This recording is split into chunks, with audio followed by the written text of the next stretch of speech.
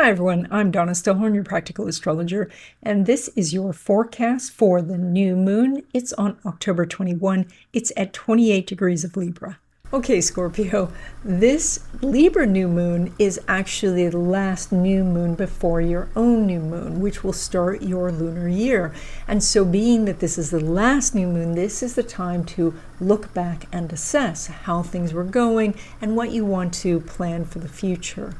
But the biggest energy that is happening for you over this 2-week period is that Mars is in your own sign and it is making an exact conjunction to Mercury. Now, Mars is one of your sign rulers, and when it's in your own sign, you're particularly effective. But being conjunct Mercury means that you're able to negotiate for what you want, you're able to ask for what you want without feeling obligated to give them something in return. But more importantly, you're getting signs and feedback that you can adjust to in real time. So that means that when you take an action, when you ask somebody for something, when you knock on a door, you will know instantly whether this was correct or not and be able to pivot or make a change. Now, generally, a Scorpio being a fixed sign isn't so much into change and more into determination of getting something to work. But with this Mercury there, you have an ability to pivot, and I would take it.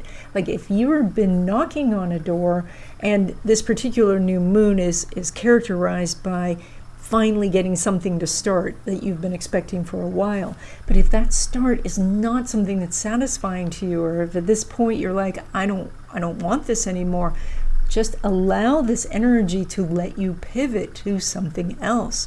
Because once you're in motion, it's quite easy to then change directions and go for something that's really viable. Now, even better is that this Mars and Mercury combination are part of a grand trine.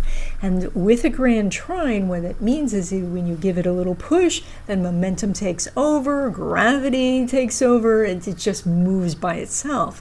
And so that means put your foot on the path of what it is you want to do. And that can be by making an announcement, by sending out a post, by telling the universe, telling somebody what it is that you want, and then things start to happen on their own.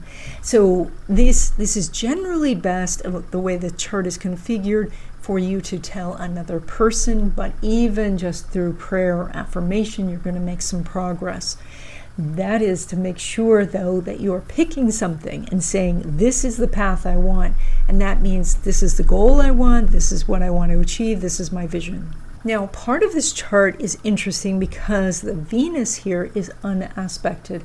That means that it is talking to no one, and it is a bit of a rebel. It is it's not feeling so much isolated because it doesn't care that it's isolated. It's a true rebel, and so it's a leader, but it's not really caring if anybody follows.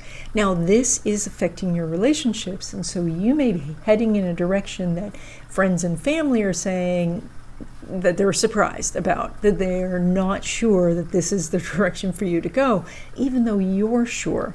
And so but because of this being an unaspected Venus, you may not hear that they're saying, you're going that direction, huh? So it'll be interesting as they rush to catch up with you and then say, oh, I see what you were thinking. I see the direction you're going now. But initially, they may be a little surprised about what you're doing. Now, when it comes to your money situation is actually a lot easier than the relationships. It's a lot stronger. You have that lovely trine going on between Mercury and Jupiter. That is part of the grand trine. So whatever it is that you're looking for on a financial footing, and that is you're looking to expand your business or get a better job or handle your money more carefully or something like that, start on that journey during this new moon time, and you're going to find that things really come together for you. Now, when we look at your situation of like what's the better avenue, it's pretty equal. You could find some success doing your own business. You could also find success looking for another job or moving up in your current company. So it's basically your choice at this time because the energy is so strong for you. And if you would like to know more about what's ahead for you, especially in 2025 and 2026, I do readings. There's a link in the description.